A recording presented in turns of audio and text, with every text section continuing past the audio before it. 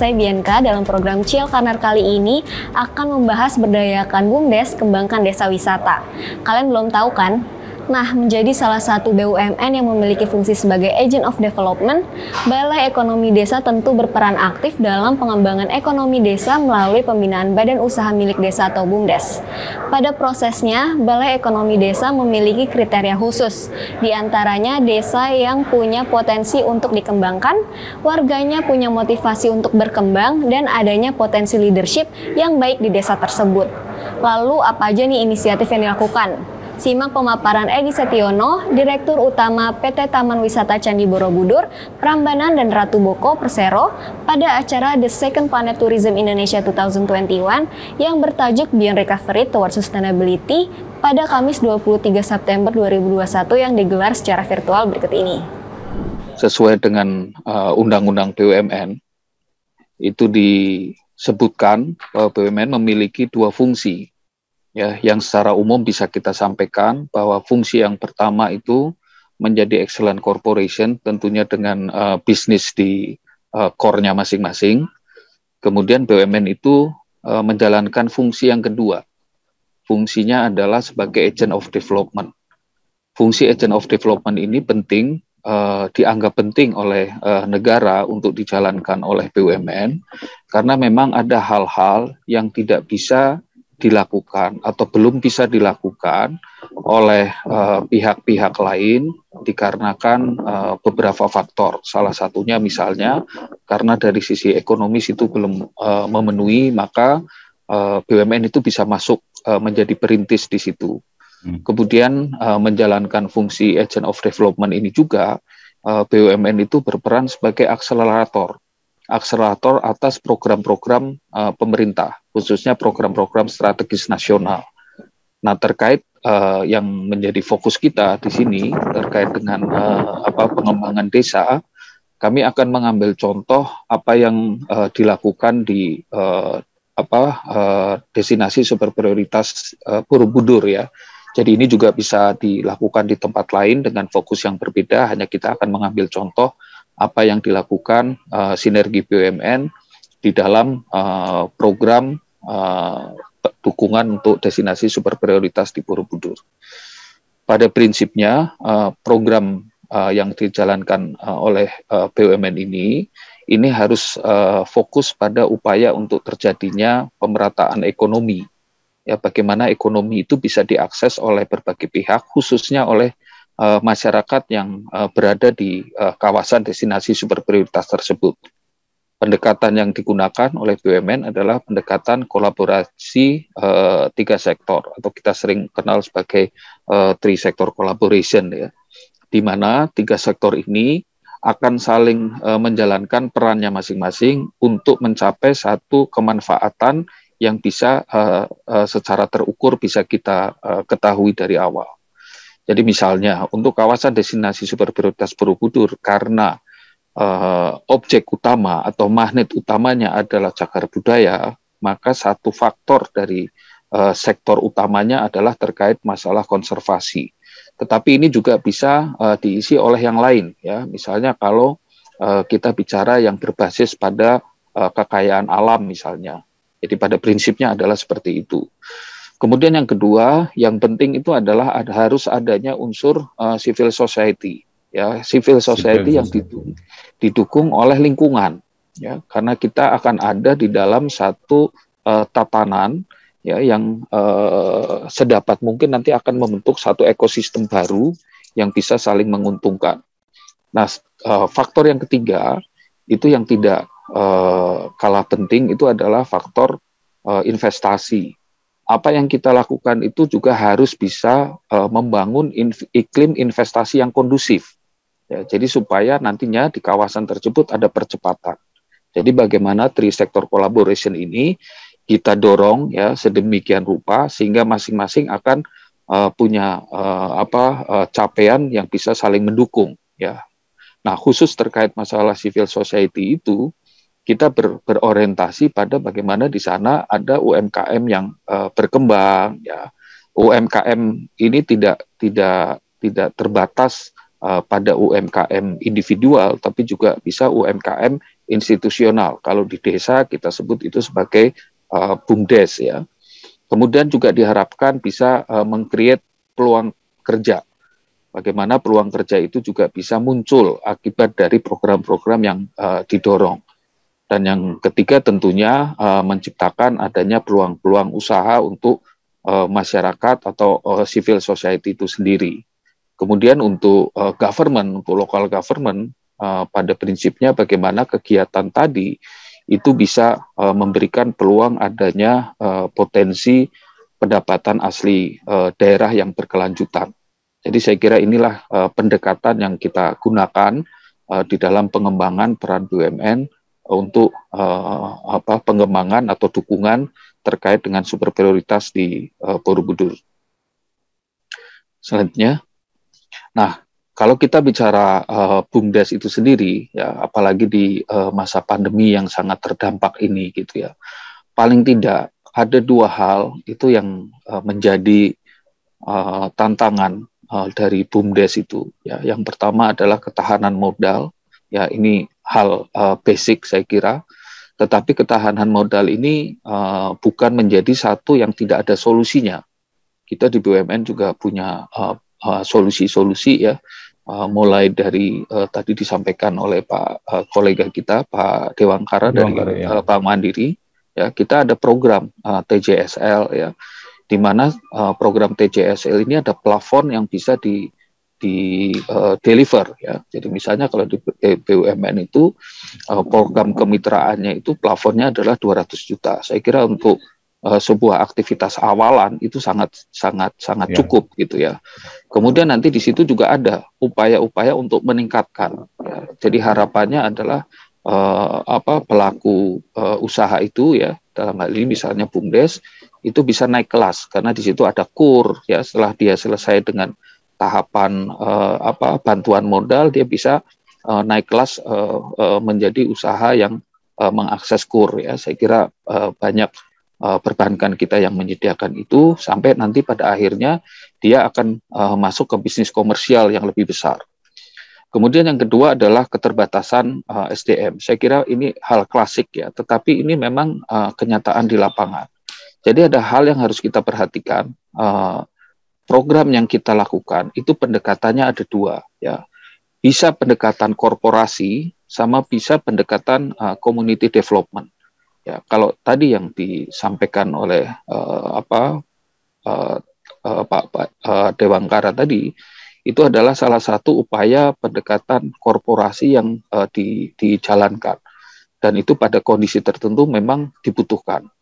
Tetapi khusus untuk yang supporting di super prioritas ini, pendekatannya bukan pendekatan korporasi, tapi pendekatannya adalah community development. Nanti di belakang bisa kita sampaikan.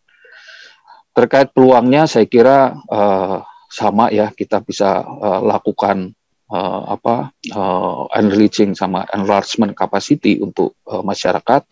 Dan yang bisa dilakukan itu juga adalah menggunakan BUMN sebagai captive market di tahapan awal. Ya, saya kira ini juga sudah menjadi komitmen seluruh BUMN untuk menjalankan itu. Sedangkan pertimbangannya, bagaimana kita memilih satu desa atau satu BUMDes, ya, karena setelah kita jalankan, kita program ini sudah dijalankan sejak tahun 2016 ya di super prioritas Borobudur ini. Beberapa evaluasi itu mengarah ke tiga hal ini, bahwa desa itu harus punya potensi untuk dikembangkan. Nanti kita sampaikan apa yang dimaksud dengan potensi. Kemudian punya orang-orang yang punya motivasi. Ya. Apapun yang kita lakukan, kalau tidak ada motivasi di situ, itu juga kemudian menjadi berat. Ya. Dan yang ketiga, yang ini cukup penting, itu adalah leadership dari local community itu. Nah ini yang hal-hal yang kemarin cukup menjadi perhatian di dalam proses evaluasi pengembangan di dukungan super prioritas tadi. Selanjutnya, nah ini kita contoh ya bagaimana program ini diimplementasikan di super prioritas Borobudur. Programnya disebut namanya itu Balkondes. Balkondes itu Balai Ekonomi Desa. Mungkin ada pertanyaan, kenapa tidak desa wisata? Ya karena kebetulan program ini diinisiasi oleh BUMN. fokus kami ini adalah di pertumbuhan ekonominya. Ya, jadi bagaimana nanti konsep Balkondes itu sebenarnya berorientasi di pertumbuhan ekonomi desanya.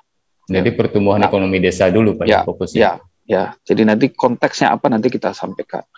Nah, di sini kita lihat, kita lakukan, jadi sebelum program ini dijalankan, itu ada namanya social engineering.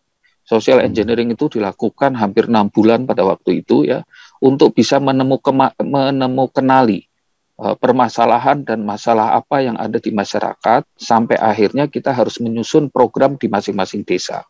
Ya, jadi program Balkondes ini dijalankan di 20 desa di kawasan Borobudur, di mana ini merupakan program sinergi BUMN.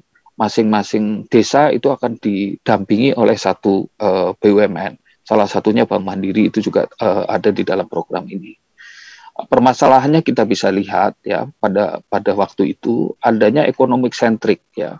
Economic centric itu artinya begini, dan ini banyak terjadi di destinasi-destinasi lain ya, bahwa pembangunannya itu hanya fokus ke destinasinya itu sendiri. Padahal yang kita butuhkan adalah ekosistemnya. Nah, ini yang menjadi dasar permasalahan pada waktu yang harus kita selesaikan. Nah, karena adanya economic centric tadi, model pembangunan economic centric lagi, tidak ada kepercayaan diri masyarakat yang cukup ya. Jadi mereka seluruh masyarakat itu kemudian berduyun-duyun mendatangi yang menjadi economic centric tadi. Kalau di super prioritas Borobudur ya mereka mendekat semua ke Borobudur gitu. Akhirnya ekosistem itu tidak terbentuk. Nah, permasalahan ini kemudian melahirkan masyarakat, melahirkan masalah ya. Masalahnya adalah masyarakat kemudian menjadi subordinate.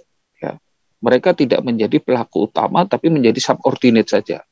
Nah, ini yang kita coba untuk selesaikan di dalam program Balkondes ini, di mana impact-nya ya nantinya itu adalah masyarakat sebagai pelaku usaha.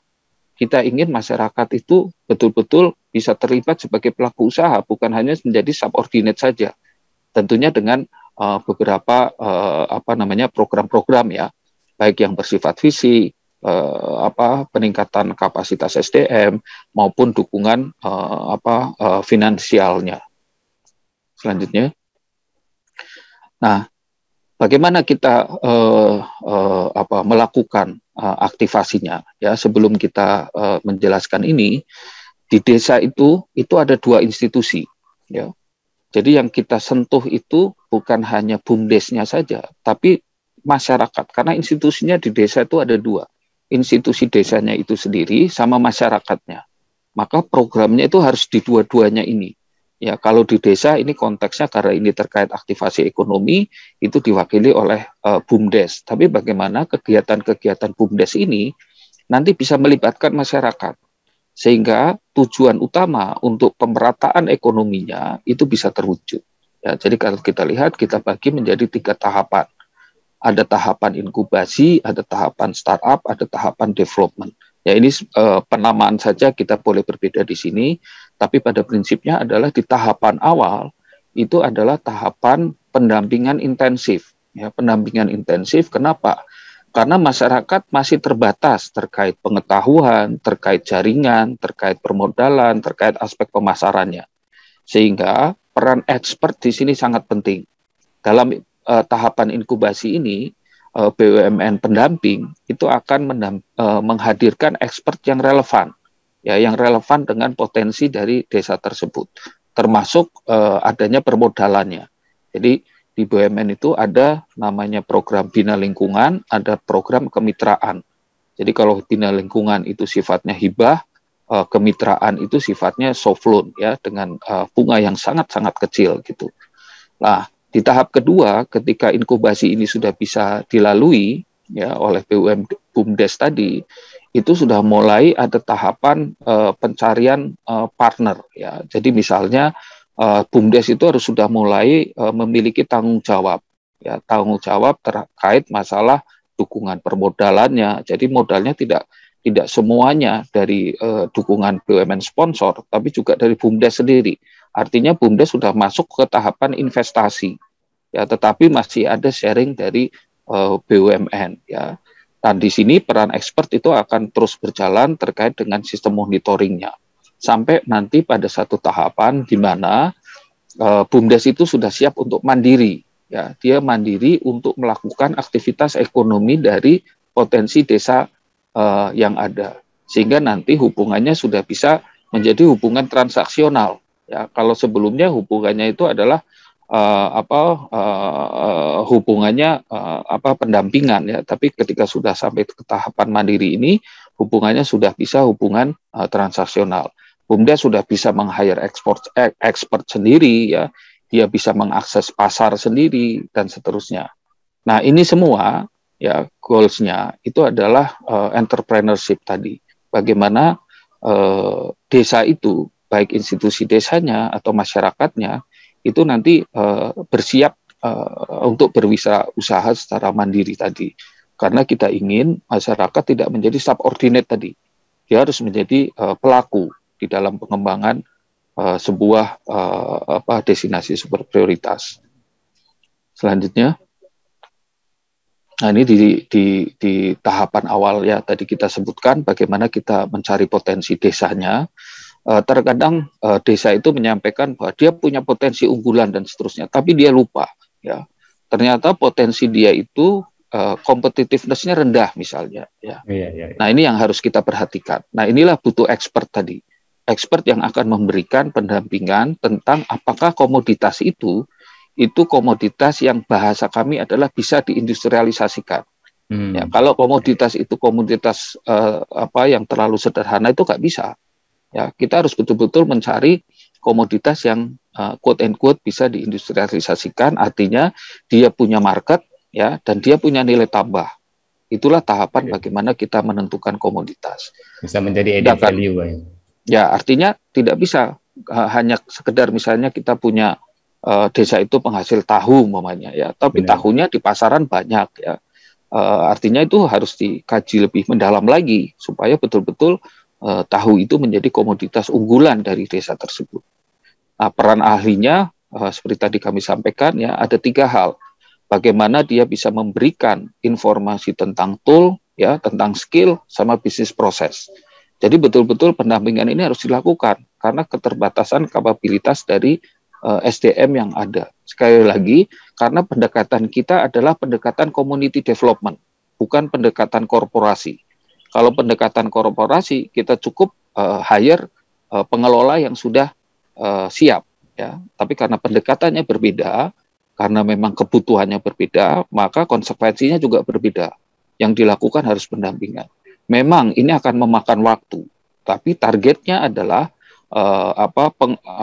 pemandirian dari masyarakat lokal. Jadi itu yang membedakan pendekatan community development dengan pendekatan korporasi. Oke, selanjutnya, nah ini yang kita sampaikan. Kalau tadi penguatan terkait masalah institusinya, nah bagaimana institusi itu kemudian juga menguatkan atau memberi peluang kepada masyarakat. Jadi kita ambil contoh, ketika ada program, ya program itu harus bisa juga di-spread ke masyarakat sebagai pelakunya juga. Ya, kita pernah mengambil contoh misalnya ya, ini satu contoh yang sangat mudah gitu. Ya, bagaimana kalau misalnya desa itu punya potensi untuk penanaman bunga anggrek misalnya ya.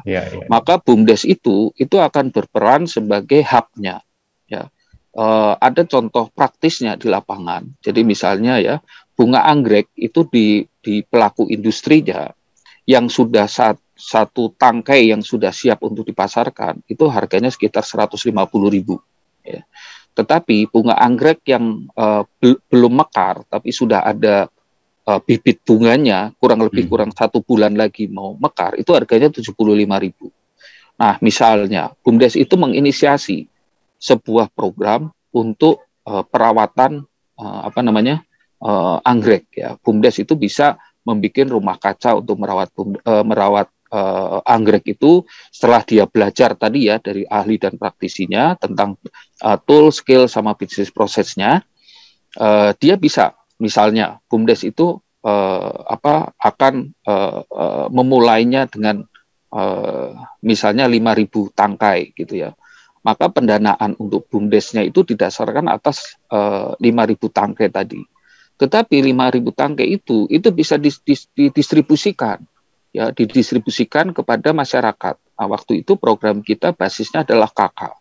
Bagaimana masing-masing KK itu bisa terlibat, ya. Jadi dari 5.000 itu misalnya dibagi ke 50 KK, maka masing-masing KK akan ada 100, ya. Dia akan merawat 100 tangkai selama 1 bulan, ya, dengan harga 75.000. Ketika sudah dirawat selama 1 bulan, bunga itu sudah siap masuk ke pasar ya. Itu dia bisa jual dari KK itu ke BUMDes misalnya seharga 100.000. Dari BUMDes dikembalikan kepada pengepulnya harganya 125.000. Karena pengepul itu akan menjual lagi ke market kan 150.000. Artinya di situ ada margin 25.000 per tangkai. Kalau KK itu merawat 100 tangkai, maka sudah akan ada penghasilan 2,5 juta ya di masing-masing KK. Itu adalah potensi ekonomi yang bisa di-generate oleh rumah tangga itu berbasis industri yang dipilih bersama, yang juga BUMDes-nya dapat manfaat. BUMDes akan dapat manfaat 25.000 kali 5.000 tangkai tadi, ya. Jadi masing-masing akan mendapatkan manfaat dan itu akan meningkatkan pendapatan baik bagi BUMDes maupun dari masyarakatnya. Nah, sekarang di mana letaknya wisatanya? Wisata ini adalah estetika. Ya. Pariwisata itu adalah estetika yang dibalutkan pada proses produksi. Ya. Ya. Kalau proses produksi itu kemudian dibuatkan SOP yang bagus dengan estetika yang bagus, maka dia menjadi daya tarik. Ya, kita bayangkan BUMDes itu akan punya rumah kaca, ya, yang setiap hari di situ ada ada 5.000 tangkai anggrek yang ada proses perawatannya dan seterusnya. Itu akan menjadi destinasi. Demikian juga di rumah tangga tadi. Ya. Kalau misalnya di rumah tangga itu kemudian dibuat jadwal, ya, katakanlah si A itu hanya bisa bekerja jam 9 sampai jam 10, ya nggak apa-apa. Ya. Tapi data itu dikumpulkan gitu, sehingga kita akan punya data 50 KK dengan jam operasinya masing-masing. Ya, nah, kalau ada wisatawan datang, misalnya datangnya jam 11. Oh, kalau datang jam 11, kamu bisa berkunjung ke rumahnya si X, karena si X itu dia aktivasi jam 11. Nah, pada saat aktivasi, dia harus menggunakan uniform yang memadai, di situ ada narasinya, dan seterusnya. Dan dia bisa melakukan penjualan juga. Kalau dilakukan penjualan kan 150.000, artinya ada added value gitu di situ. Nah, hal-hal inilah yang kita bangun.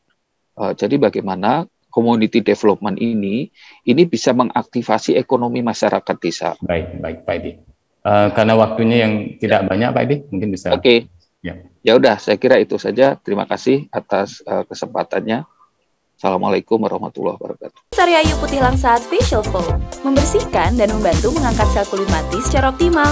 Sari Ayu Marta Tilaar. Sari Ayu Putih Langsat Facial Foam membersihkan dan membantu mengangkat sel kulit mati secara optimal. Sari Ayu Marta Tilaar. Nah, marketeers, pada setiap programnya Balai Ekonomi Desa menerapkan dengan 2 pendekatan, yaitu pendekatan korporasi dan pendekatan community development. Gimana informasi yang Bianca share? Menarik kan? Oke, sampai jumpa di episode berikutnya.